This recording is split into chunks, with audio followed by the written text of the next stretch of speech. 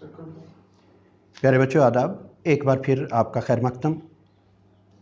हम online classes में आपके रूबरू हैं। आज की जो गुफ्तगू आपके साथ रहेगी वो हस्ब वादा हम बात करेंगे उर्दू ज़बान के आगाज़ व इर्तिक़ा के ताल्लुक़ से। प्यारे बच्चों, ज़बान और अदब दो अलग अलग चीज़ें हैं। ज़बान जैसा कि आप जानते हैं कि हमारा वसीला इज़हार होती है। जब मैं आपसे कोई बात करना चाह रहा हूं तो मुझे कुछ लफ्ज़ों का सहारा लेना पड़ रहा है ताकि मेरी बात आप तक पहुंचे। लेकिन अगर आप इन लफ्ज़ों के मानी से वाकिफ़ नहीं हैं तो आपके लिए ये गुफ्तगू बेसूद या बेफ़ायदा हो जाएगी। उसी तरह से अगर हम देखें कि जो लोग बोल नहीं पाते या सुन नहीं पाते वो भी बातों को समझते हैं और अपनी बात कहते हैं, इशारों का सहारा लिया जाता है। तहज़ीब भी कभी इस मुकाम पे थी इंसान के इर्तिक़ा की अगर हम बात करें तो ज़बान बतौर वसीला हमारे पास मौजूद नहीं थी। हम इस वक्त ये बात तो नहीं करेंगे कि सारी दुनिया में ज़बानें किस तरह वजूद में आईं। हमारा मौजू हम महदूद रखेंगे अपनी गुफ्तगू को उर्दू ज़बान के आगाज़ और इसके इर्तिक़ा के हवाले से। एक बात यहाँ आप अच्छे ढंग से जानते भी हैं, इसका इआदा हम किए लेते हैं कि ज़बान की दो सतहें होती हैं। एक सतह पे ज़बान का काम जो उसका बुनियादी काम है, बेसिक काम है, वो है बोलना और सुनना। यानी कि ज़बान का बुनियादी काम ये है कि हम अपनी बात बोलते हैं, दूसरा हमारी बात सुनता है और उसके जवाब में वो कुछ कहता है जो हम तक बात पहुंचती है और गुफ्तगू का सिलसिला आगे बढ़ता है, कम्युनिकेशन आगे बढ़ती रहती है।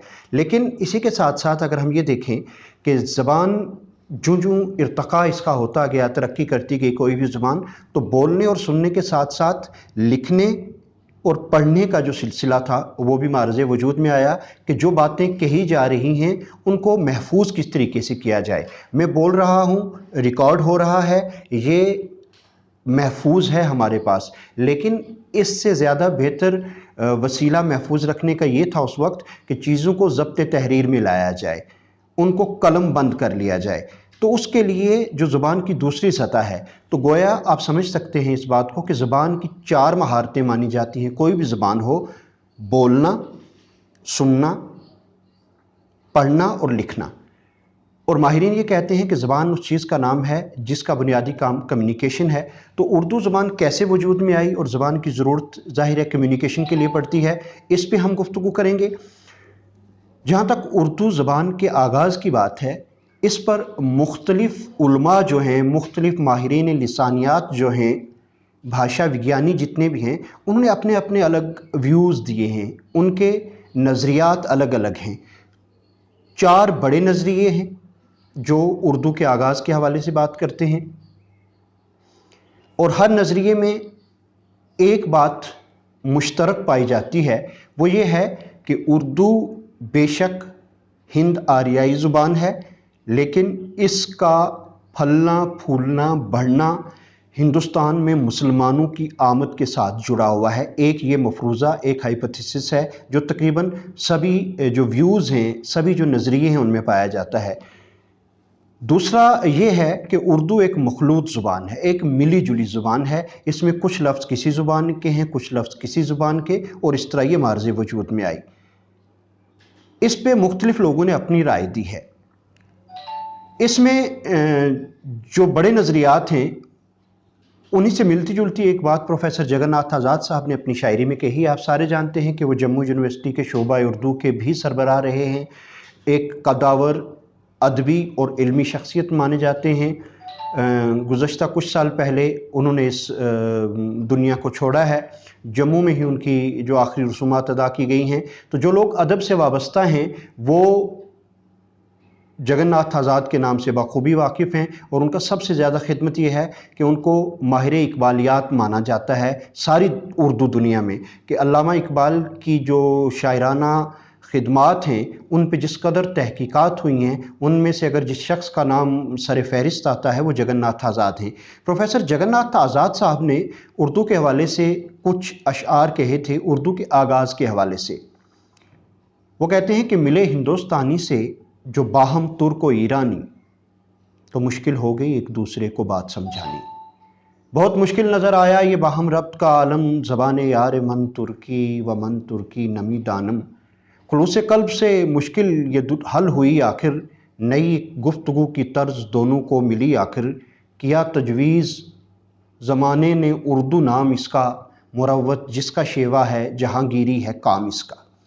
ये नज़रिया सब जगह कामन है कि हिंदुस्तानी से तुर्क व ईरानी यानी कि मुस्लिम फातिहीन की शक्ल में जब आके यहाँ बस गए, हिंदुस्तानी के साथ तुर्क और ईरान वाले मिले तो एक दूसरे के साथ बात करना मुश्किल हो गया, क्योंकि बकौल जगन्नाथ आज़ाद ज़बान यार मन तुर्की व मन तुर्की नमी दानम, कि मेरे यार की ज़बान तुर्की है और मैं तुर्की नहीं जानता, और तुर्की वाला हमारी हिंदुस्तानी ज़बान नहीं जानता था। तो खुलूस कल्ब से ये हुआ कि कुछ अल्फाज हमने उनके लिए, कुछ उन्होंने हमारे लिए, और एक नई ज़बान बनी। ये एक नज़रिया है, लेकिन सच्चाई ये है कि ज़बान महज लफ्ज़ों के मजमूए का नाम नहीं है। ऐसा नहीं है कि चंद लफ्ज़ कहीं से उठाएं, चंद कहीं से, और कह दें कि एक नई ज़ुबान बन गई है।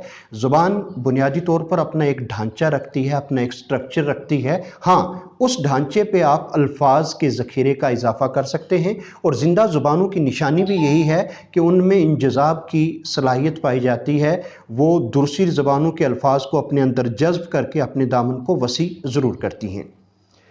ज़बानों के हवाले से एक बात और मैं पहले करना चाहूँगा, नज़रियात क्या हैं उनकी तरफ जाने से, कि ज़बानों के बड़े बड़े ख़ानदान, 4 बड़े ख़ानदान आलमी पैमाने पे माने जाते हैं कि ये कुछ ज़ुबानें हैं जो इस ख़ानदान से ताल्लुक़ रखती हैं, ये कुछ ज़ुबानें हैं जो इस ख़ानदान से ताल्लुक़ रखती हैं, कुछ ज़बानें इस ख़ानदान से ताल्लुक़ रखती हैं। उसकी वजह क्या है?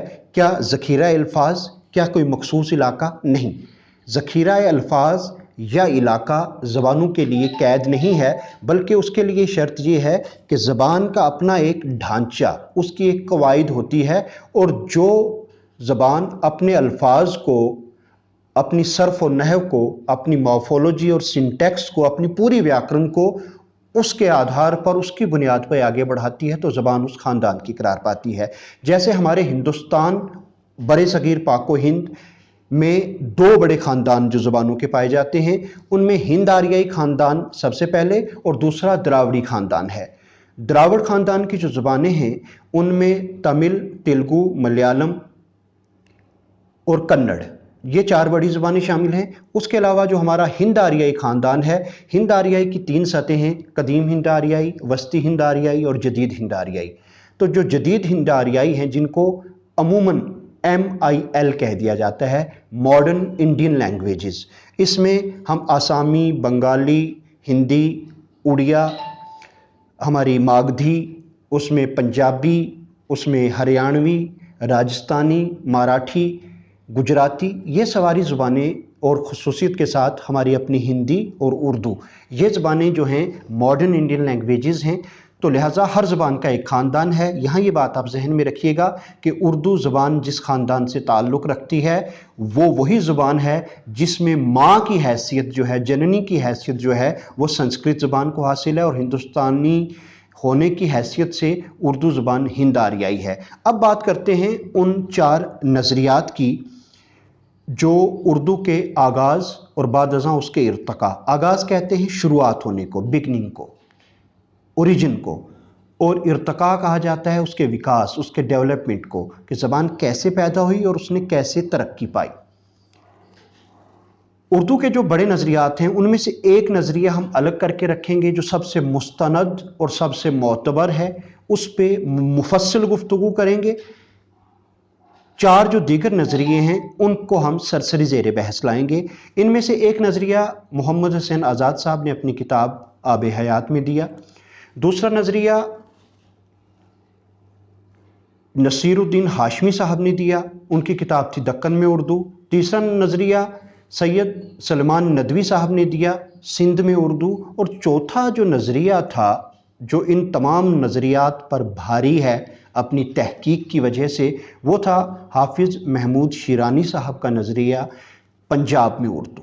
तो आज मुख्तसरन हम इन नज़रियात पर बात करेंगे कि ये नज़रियात क्या कहते हैं और इनके पास क्या दलाइल हैं, क्या मंतक है जिनकी बिना पर यह दावा करते हैं कि उर्दू का आगाज़ ऐसे हुआ। सबसे पहले हम बात किए लेते हैं मोहम्मद हुसैन आज़ाद साहब के उस नज़रिए की جو کافی دیر تک بغیر کسی تحقیق کے تسلیم کیا گیا، مانا گیا اور اس کو سچ مان کے باتیں آگے بڑھیں، وہ محمد حسین آزاد صاحب کا نظریہ بتانے سے پہلے بچوں، آپ میں سے جو لوگ اس بات سے اچھی طریقے سے واقف نہیں کہ محمد حسین آزاد کون تھے، تو میں یہ بتا دوں کہ یہ وہ شخصیت ہیں جنہوں نے اردو ادب میں بھی بڑی نمایاں خدمت کی ہے۔ خاص طور سے کرنل ہال رائٹ کے ساتھ مل کر لاہور میں انہوں نے ایک انجمن قائم کی تھی جس میں موضوعات دے کر نظمیں لکھی جاتی تھیں۔ تو اردو ادب میں چونکہ فارسی عربی کی جو اصناف ہیں، جو روایتی صنفیں تھیں ہماری، ان پہ شاعری ہو رہی تھی، یا زیادہ سے زیادہ یہاں کی ہماری اپنی سی حرفی اور کچھ حد تک ماہیہ لکھا جا رہا تھا، تو انہوں نے جو نئی نظم کے پہلو ہیں، بلینک ورس، فری ورس، نظم معرہ، آزاد نظم، ان کو رواج دیا اردو میں، اور اردو کو انگریزی ادب کے ساتھ جوڑنے کا کام کیا تھا۔ محمد حسین آزاد کی ایک مورقۃ الآراء کتاب ہے، آب حیات، اس کتاب میں انہوں نے یہ نظریہ پیش کیا، بلکہ ایک سطر روانی میں لکھی، یہ تو سبھی جانتے ہیں کہ ہماری اردو زبان برج بھاشا سے پیدا ہوئی ہے۔ یہ کہہ کے انہوں نے بات چھوڑ دی اور اپنی بات آگے بڑھا دی، لیکن محمد حسین آزاد نے کہا تھا، اور بقول میر کے مستند ہے میرا فرمایا ہوا، تو لوگوں نے ان کی بات کو سند مان کے اسے تسلیم کر لیا، اور یہ بات کئی سال تک مسلسل مانی جاتی رہی کہ اردو برج بھاشا سے پیدا ہوئی ہے۔ انہوں نے اس میں یہ بھی کہا کہ اردو مسلمانوں کی داختہ نہیں پرداختہ ضرور ہے، یعنی کہ مسلمانوں نے اسے پیدا نہیں کیا لیکن اسے پالا پوسا ضرور ہے۔ یہ بات بعد ازاں تحقیق سے بھی سچ ثابت ہوئی۔